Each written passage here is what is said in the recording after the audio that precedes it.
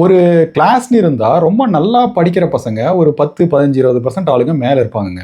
ரொம்ப முட்டா பசங்க கீழே கொஞ்சம் பேர் இருப்பாங்க, நடுவில் கொஞ்சம் பேர் இருப்பாங்க. சரிங்களா? ஒரு டீச்சர்கிட்ட போனீங்கன்னா ரொம்ப கிளியராக தெரியும், அவன் நல்லா படிப்பான், இவன் மோசமாக படிப்பான், இவன்கிட்ட வந்து எதையும் நம்பாதீங்க, இவன்கிட்ட மார்க் எதிர்பார்க்கறது ரொம்ப தப்பு அப்படிங்கிறது சொல்ல தெரியும். இதே தான் நமக்கு இந்த பிளாட்ஃபார்ம்காரங்களும் சொல்கிறானுங்க. மொத்தமாக பாருங்கள், 70-80% ஆக்டிவ் ஃபண்ட்ஸ் வந்து பெஞ்ச் மார்க்கை பீட் பண்ணவே இல்லை அப்படின்னு சொல்லிட்டு. பெஞ்ச் மார்க்கை பீட் பண்ணலான்னா நீங்கள் எதுக்கு அதை மொக்கையான ஃபண்ட்ஸை போய் எடுக்கிறீங்க? எந்த ஃபண்ட் வந்து பீட் பண்ணும் அப்படின்னு தெரியாது அப்படிங்கிறதே ஒரு இல்லாஜிக்கான ஒரு விஷயம். நல்ல ஃபண்ட்ஸ் என்ன அப்படிங்கிறது மார்க்கெட்டில் கொஞ்ச நாள் இருந்தவங்களுக்கு ரொம்ப நல்லா தெரியுங்க.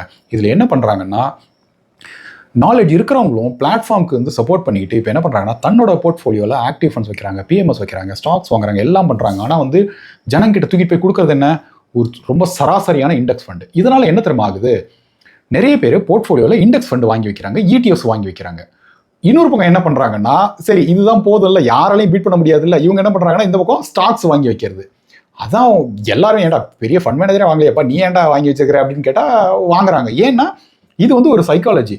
Mutual funds, active fund managers are not able to beat, then you do it, you churn it. So churn பண்ண நீங்கள் வாங்கி வைக்க இந்த பிளாட்ஃபார்ம்ஸ்க்கும் இந்த புரோக்கர்ஸ்க்கும் வந்து காசு. இதே போல் இந்த ஃபின்ஃப்ளூயன்சர்ஸ்க்கும் என்ன பண்ணுறாங்கன்னா, நீங்கள் நிறைய சேர்ன் பண்ணும்போது தான் அதிலிருந்து இவங்களுக்கு கமிஷன் போகுது. ஸோ இதுதான் ரொம்ப சிம்பிளான ஒரு விஷயம் இன்னைக்கு நடந்துட்டுருக்கு. ஒரு பயங்கரமான புல் மார்க்கெட்டில் பார்த்தீங்கன்னா இந்த மொமெண்டம் எல்லாம் பிச்சுக்கிட்டு போகும். சரிங்களா? இண்டெக்ஸே சூப்பராக பெர்ஃபார்ம் பண்ணுற மாதிரி இருக்கும்.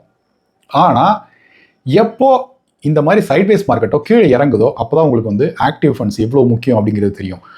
ஒரு லாங்கர் ஒரு 7, 8, 10 வருஷத்தில் பார்த்தீங்க அப்படின்னு சொன்னால் நல்ல ஃபண்ட்ஸு என்ன அப்படிங்கிறது கொஞ்சம் எக்ஸ்பீரியன்ஸ் இருக்கிறவங்களுக்கே தெரியுங்க. இந்த ஃபின்ஃப்ளூயன்சர் சம்பளம் தான் தயவுசெய்து நம்பாதீங்க. Active funds is the way to go. Index மட்டும் வாங்குறீங்கன்னா இண்டெக்ஸ் மட்டும் வாங்கிக்கிட்டு 10 வருஷம் உங்களால் உட்கார முடியுமா அப்படின்னு பாருங்கள். யாருமே பண்ணுறது கிடையாது. இண்டெக்ஸும் வைக்கிறாங்க, ஸ்டாக்ஸும் வைக்கிறாங்க. நீங்கள் போய் இதில் போய் மாட்டிக்காதீங்க. இண்டெக்ஸும் ஒரு சுமார் பர்ஃபார்மன்ஸ் கொடுக்கும். நீங்கள் வாங்குற ஸ்டாக்ஸும் இந்த யூடியூபர்ஸ் சொன்ன ஸ்டாக்ஸாக நீங்கள் போய் தூக்கி போய் வச்சிங்க அப்படின்னு சொன்னால் ஆவரேஜ்க்கும் கீழே தான் உங்களுக்கு ரிட்டர்ன்ஸ் கிடைக்கும். So don't do it, don't waste time.